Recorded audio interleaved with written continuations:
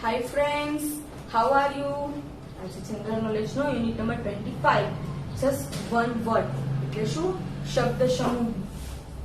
શબ્દ સમૂહ કે આખા ત્રણ ચાર શબ્દો હોય એના માટે માત્ર આપણે એક જ વર્ડ યુઝ કરવાનો અને શું કહેવાય? વન વર્ડ શબ્દ સમૂહ.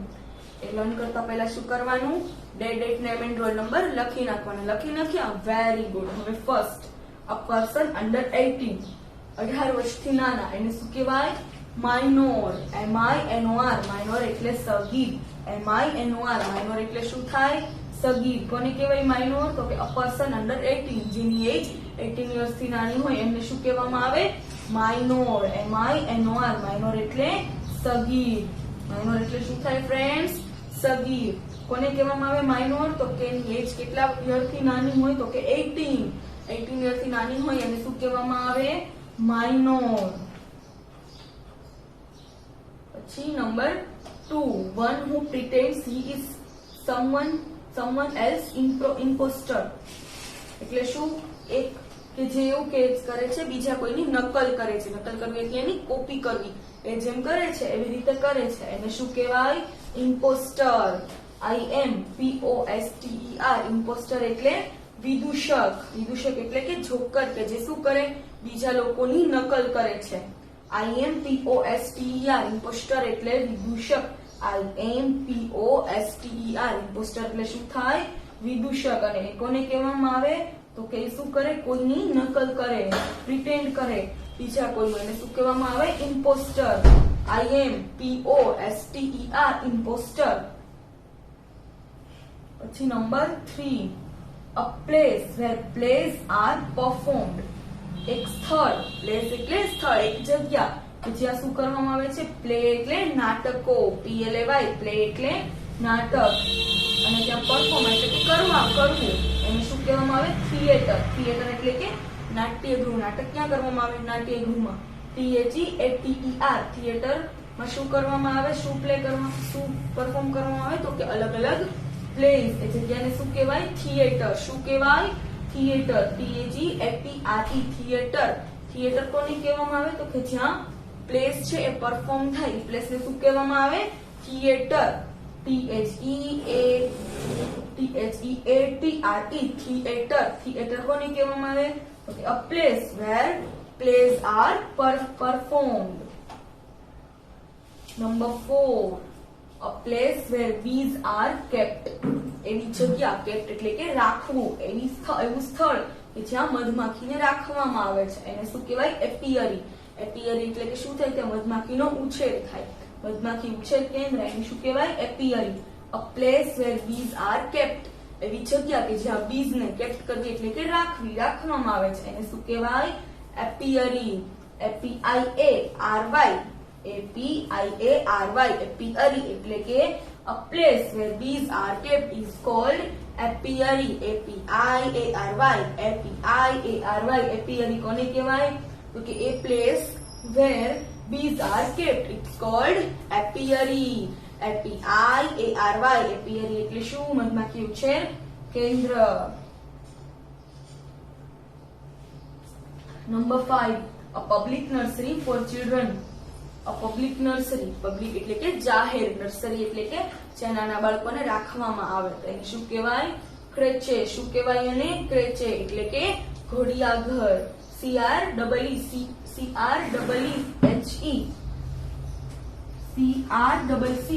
ક્રેચે. ક્રેચે એટલે શું? ઘોડિયાઘર. ક્રેચે એટલે ઘોડિયાઘર. કોને કહેવામાં આવે? Public nursery four children. Public nursery four children ને શું કહેવામાં આવે? ક્રેચે. શું? ક્રેચે. પછી number 6, a case for a pistol. Pistol એટલે ગન. કે જે પિસ્તોલ છે, ગન છે એને રાખવાનું. કેસ એટલે ખોખું. એને શું કહેવામાં આવે? હોલ્સ્ટર. હોલ્સ્ટર એટલે શું? a case for a pistol. જે પિસ્તોલ છે એને શેમાં રાખવામાં આવે? હોલ્સ્ટરમાં. HOLSTER. હોલ્સ્ટર. હોલ્સ્ટર એટલે શું? પિસ્તોલ જે છે, ગન છે એને રાખવાનું ચામડાનું ખોખું. એને શું કહેવામાં આવે? હોલ્સ્ટર. HOLSTER. હોલ્સ્ટર. હોલ્સ્ટર એટલે શું? a case for a pistol. a case for a pistol શું કહેવાય એને? વન વર્ડમાં? હોલ્સ્ટર. HOLSTER. હોલ્સ્ટર. HOLSTER. હોલ્સ્ટર, હોલ્સ્ટર એટલે શું? A case for a pistol. Number 7, a place for keeping birds. એને શું કહેવાય? કીપિંગ એટલે કે રાખવું, પક્ષીઓને રાખવાની જગ્યા. એને શું કહેવાય? એવિયરી, પક્ષી સંગ્રહ સ્થાન. AVIARY. તો એપિયરી કોને કહેવાય? APIARY મધમાખી રાખવાની જગ્યા કે જ્યાં બીજ ને કેપ્ટ કરવામાં આવે. અને એવિયરી કોને કહેવાય? કે જ્યાં બર્ડ્સ ને રાખવામાં આવે. AVIARY એવિયરી એટલે કે પક્ષી સંગ્રહ સ્થાન. AVIARY એવિયરી એટલે પક્ષી સંગ્રહ સ્થાન.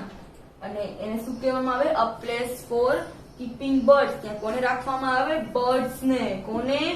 બર્ડ્સ ને. અને એને શું કહેવાય ઇંગ્લિશમાં? AVIARY એવિયરી. શું કહેવાય? AVIARY એવિયરી એટલે a place for keeping birds.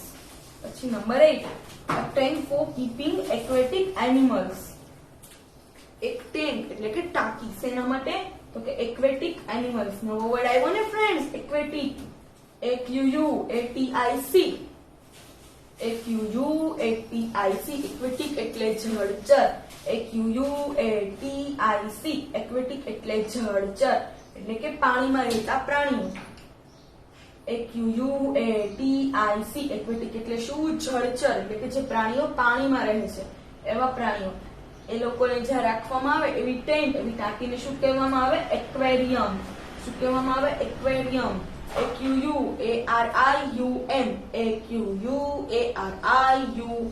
Aquarium એટલે માછલી ઘર. AQUARIUM એક્વેરિયમ એટલે માછલી ઘર. કોને એક્વેરિયમ કહેવામાં આવે? તો કે જ્યાં a tank for keeping aquatic animals. એવી ટેન્ક કે ત્યાં કોને રાખવામાં આવે? Aquatic animals. AQUATIC એક્વેટિક એટલે જળચર. એક્વેટિક એનિમલ્સ ને રાખવામાં આવે એ ટેન્ક ને શું કહેવામાં આવે? એક્વેરિયમ. AQUARIUM એક્વેરિયમ એટલે માછલી ઘર.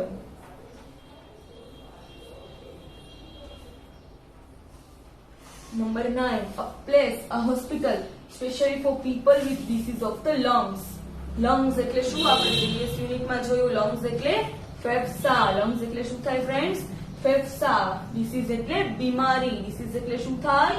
બીમારી. DISEAS disease એટલે બીમારી. તો કે એવી હોસ્પિટલ કે જે સ્પેશિયલી કોના માટે હોય? તો કે disease of the lungs એટલે કે ફેફસાના રોગો માટે. એને શું કહેવાય? સેનેટોરિયમ. સેનેટોરિયમ એટલે શું? ત્યાં કયા ડિસીઝની ટ્રીટમેન્ટ થાય, સારવાર થાય? તો કે લંગ્સ. જેને લંગ્સના ડિસીઝ હોય એવા લોકોની સારવાર ક્યાં થાય? સેનેટોરિયમમાં. SANATORIUM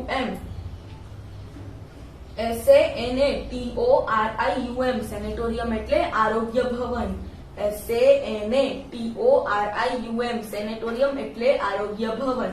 SANATO રિયમ સેનેટોરિયમ એટલે આરોગ્ય ભવન. આરોગ્ય ભવન કોને કહેવામાં આવે? ત્યાં શું? A hospital specially four people with disease of the lungs. જે લંગ્સ ના ડિસીઝ છે એની હોસ્પિટલને શું કહેવામાં આવે? સેનેટોરિયમ. શું કહેવામાં આવે? સેનેટોરિયમ. SANOTORIUM સેનેટોરિયમ એટલે આરોગ્ય ભવન. પછી શું છે number 10, a residence for monks. monks એટલે કે સાધુ. monks એટલે શું? સાધુ. એ લોકો. રેસિડન્સ એટલે નિવાસ સ્થાન, રહેવું. નવો સ્પેલિંગ આવ્યો ફ્રેન્ડ્સ, રેસિડન્સ અને મોંક બંને. ઓકે, આપણે બંને સ્પેલિંગ લર્ન કરીએ.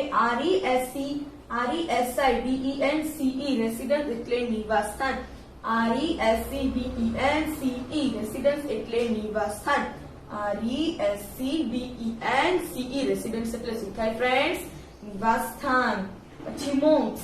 મોંક્સ એટલે શું? સાધુ. MONKS મોંક્સ એટલે સાધુ.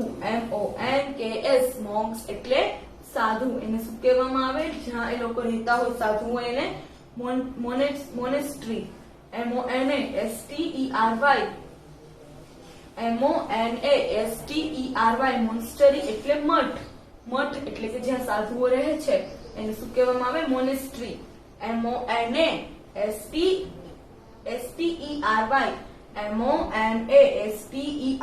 મોનેસ્ટ્રી એટલે રેસિડન્સ ફોર મોન્ક્સ. કોનું રેસિડન્સ? મોન્ક્સ નું. એને શું કહેવામાં આવે? મોનેસ્ટ્રી. MONASTERY. મોનેસ્ટ્રી એટલે આ રેસિડન્સ ફોર મોન્ક્સ. RESIDENCE. રેસિડન્સ એટલે નિવાસ સ્થાન. MONKS. મોન્ક્સ એટલે સાધુ. અને MONASTERY. મોનેસ્ટ્રી એટલે મઠ. મોનેસ્ટ્રી કોને કહેવામાં આવે? તો કે આ રેસિડન્સ ફોર મોન્ક્સ. જે મોન્ક્સ છે એ લોકોનું રેસિડન્સ, એને શું કહેવામાં આવે? મોનેસ્ટ્રી.